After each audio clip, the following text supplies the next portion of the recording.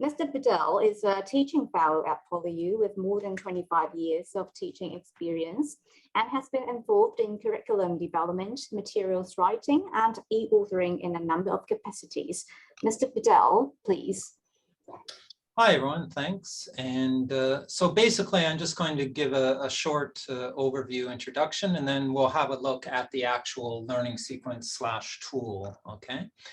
And so basically, I had kind of three inspirations for creating this. One of them was in teaching AP. I don't know whether you have a similar experience. It tends to be quite a packed course, and I often kind of question to what extent we can help students to improve their language kind of a little more directly as opposed to indirectly, which a lot of courses seem to do. Obviously, some courses have more language than others, but there seems to be a big focus on skills and use of the language. But to what extent can students' language needs be helped? And so that, it does point towards independent study, right, to a certain degree. And in the English Language Center at PolyU, we do have this thing for some courses called indie work, independent work. But I was kind of dissatisfied with, a lot of the activities were mostly just like watch a video and then answer questions about it. It seemed like it was really addressing some things in terms of knowledge as opposed to really, deeper kind of learning, being able to use things and understand it in more detail, perhaps. And then another aspect was we have this English writing requirement where students write essays and they get feedback from us. And I noticed that students do have a lot of problems with sentence structure, the basic sentence structure. And, basically we have this piece of feedback that just points them towards a website where they can read about run-ons and things like that. And I just felt it was kind of unsatisfactory. So I was looking for some other way to perhaps help them if they needed it. And so in terms of learning sequences, I don't think it's anything new to you guys, right? The idea of, having a series of activities that is kind of grouped one after the other and leading to perhaps a learning outcome immediate or a longer term learning outcome. And there's different ways of sequencing, of course, simple to complex or general to specific instances. And, that's not comprehensive, of course. And also the idea of kind of like building parts of what you need to, to achieve the learning outcome, right? Or skills that you need to achieve the learning outcome, step by step kind of thing. And taking into account also what students bring, right? They're not blank slates, so they might have previous knowledge or experience or vague recollection is a common kind of experience, right? So yeah, creating an independent learning sequence was my goal.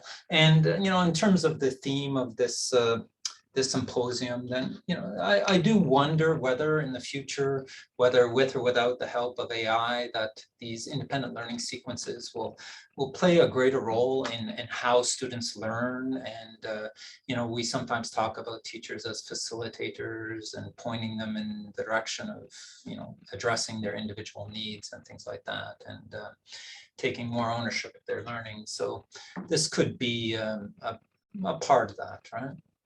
It's not groundbreaking in the sense that, I'm sure you've seen similar things, but it does kind of, I hope, show that there's possibilities in terms of deeper learning and guiding students through learning. So anyways, just quickly about sentence structure, we noticed that, as you might have noticed, a lot of students coming into university have difficulty with writing kind of proper sentences, especially like what we call academic sentences versus informal or semi-formal writing, with run-ons and comma splices and sentence fragments. And so a number of years ago, I had helped students with doing the TOEFL, the grammar section way back when, and this was one of the aspects that was constantly tested. And so I kind of developed this little system just to help them to avoid the meta language, right? and just get them aware that basically there's this basic formula of one verb and 0 connecting words or conjunctions, right? And so on, and being able to recognize and count and that kind of thing. And it does seem to help students, and it gives us kind of a shared vocabulary to talk about in terms of feedback and achieving decent sort of longer, maybe more complex sentence writing. Obviously, this is just one aspect of syntax, and there are other issues that students encounter, like double subjects and things like that. But it did seem to be a common problem among our students, especially. So I basically developed this tool. It's basically used through a computer. You don't really need to be online per se, but it is delivered through the computer, and it has multimodal input and text and audio and video. And I did aim to contextualize the sentences and texts, and even when there are sentences, individual sentences, they tend to be grouped together in a theme. And the general topic is soft skills. So there's a number of variety of interactive activities step by step that take students through getting input and then checking their understanding of the input and what they already know or don't know. There's automatic feedback, not just correct, incorrect, but some explanations. And in general, the outcome was to get them to recognize and edit basic errors in sentence structure and writing. Okay, so I have this kind of idea that we don't necessarily need to teach students anymore about grammar or even syntax. It's kind of like they've been taught already. And now by teaching them how to edit, like recognize and fix, that kind of activates that kind of passive knowledge, hopefully, and will hopefully feed into the production right from the get-go. And just so you know, I created this through Articulate's Storyline 3 offering software. And as previous presenters talked about low code or no code, this is definitely kind of like low code. It helps if you have some programming logic, but in terms of, there's no real programming language. You do use some variables and things like that, but it's quite simple and fairly easy to learn. Okay, so I'm going to just take you through the tool. So let me stop sharing that, and I'm going to share the actual tool. Now, I'm going to just show you in the preview stage. I'm not going to actually open the tool because, as students see it, because then it would be very slow us going through it. It would basically, I estimate, it takes about 45 minutes for students to go through it. But I'm just going to go through a few kind of sections. And so it kind of talks about the importance of sentence structure and things like that. Ask yourself this question. As you can see, there's text and audio. The sentence that I wrote is right or wrong. Are you one of these people? I don't know. I still got to add some audio, female audio, which hopefully next week will be done. It is a bit of a work in progress still. For example, is this sentence right or wrong? So you see there is some kind of individualization and branching and stuff. There's another branching point a little later, but so they can take a guess or say what they think, or they can... That's okay. It's not correct. Now you'll learn a system to help you tell the difference. Okay, so again, kind of getting them an idea about why they might want to do this. Learning point number 1. Every English sentence has one or more main verbs. Remember, I'm just presenting the the basic sentence structure. There's always exceptions and things like that, but for the purposes of student writing, we want to emphasize certain principles and rules. And so click on the main verb in the following sentence. This is just a quick example where students, we want to check their comprehension, right? We can tell them, well, every sentence has a main verb, but how many students actually understand what a main verb is? So they might click on it, but what's infinitive, right? Not being a main verb, right? Or an ing form or something like that. So it just gives them some quick feedback, right? Can they recognize it? What to look for in terms of a main verb? English sentence without at least one main verb is incorrect. So it just it gives them a number of examples. And as I mentioned, all the sentences and things like that are related to the general theme of soft skills. You know? So basically it presents them with some principles and things like that. And here's a branching point. Understanding of connecting words, then click the Test Me button. If you'd like to review the different types of connecting words with examples, then click on the Let's Review button. So some connecting words it just gives them some input about different types of conjunctions and things like that. Yeah. And again, shows them examples of correct sentences, right? So yeah, and then there's a I've already started it here, but there's a basic activity where they drag and drop what's a connecting word, what isn't, you know, what's used with two verbs, what isn't, that kind of thing, right? And it just gives them quick instantaneous feedback, basically. Right. But if they put then it turns red. So just a quick little comprehension check, as it were. How did you do? You can download lists of so there are some resources they can download here in terms by of clicking on the resources tab above. A reference, yeah. As you saw, there are also non-connecting words, also known as signal words. So this is obviously Such a problem. words are not Right? used to connect two What's a main conjunction, verbs in a what isn't, sentence. that kind of thing.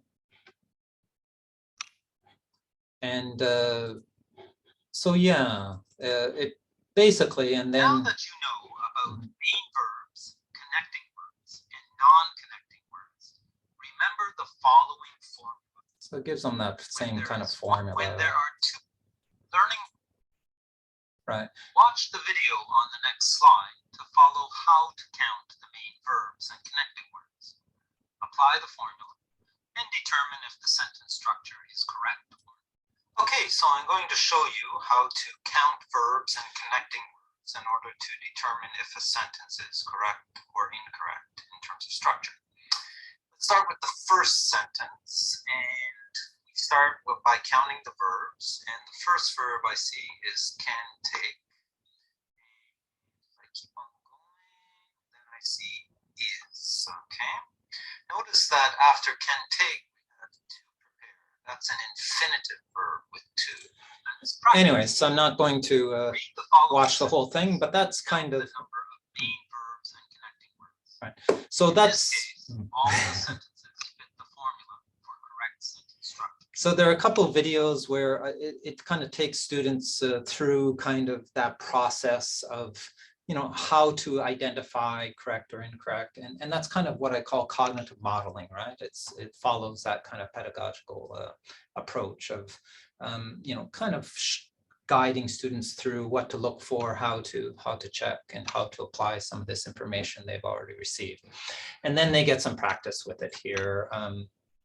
So they read the sentence and decide, you know, is it how many verbs, how many connectors, and all the sentences in this case are right. If they, you know, let's see here, I did these already, so. Yeah. So for example, just off the top of my head, so they get, you know, immediate feedback and an explanation as well, okay? And then there's more practice with incorrect sentences. Let's practice some more. Read the following sentences and count the number of main verbs and connecting words. In this case, none of the sentences fit the formula, and therefore they all have incorrect structure. Yeah. So again, going through and practice counting and deciding what, you know, why is it incorrect, that kind of thing, yeah, and getting feedback. Right, okay, and then Final bit of practice before the test. Read the following sentences and decide if their structure is correct or incorrect according to the formula. Okay, so here it's just a question, it could be correct or incorrect, and then they decide which by counting, right?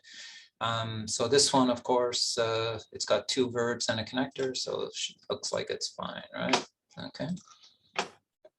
But this one seems to be incorrect, especially since, you know, when they look, they'll notice that this isn't a main verb and it doesn't fit the formula. So feedback's a little small. Okay, and then basically there's one more little video. Okay, so we've had a lot of practice in identifying. And this basically tells them how to fix. Structure, but not so much practice in how to fix sentences that are incorrect in structure. So it's a short video that takes them through that. Good. Read the following paragraph and click on the number, e.g. 1, of each sentence that has incorrect structure. Be careful though. You'll lose points for clicking on sentences. Yeah, so basically the last activity is like this, where they read through and they click a number if the sentence they think is wrong, and then they rewrite the sentence. I put in a number of possible answers, so hopefully it covers all of them. But so yeah, a chance for them to practice that editing aspect, okay? And then they can submit it and get feedback.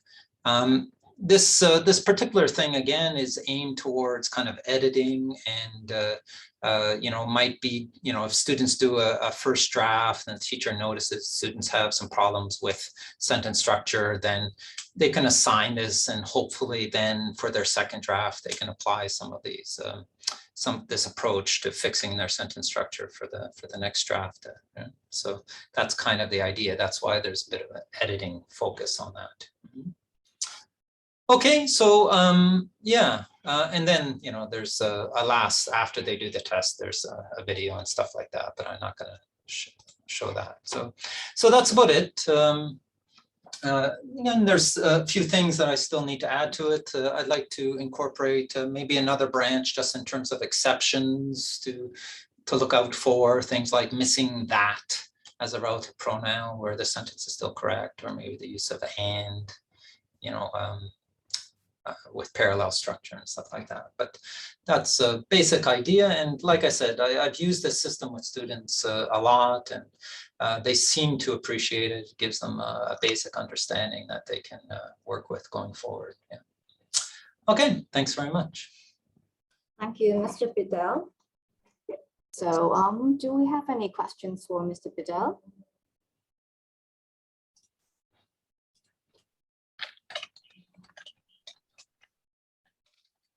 So, Mr. Bidal, have you seen any improvement in students' writing or their grammar after, you know, working with the materials that you provided?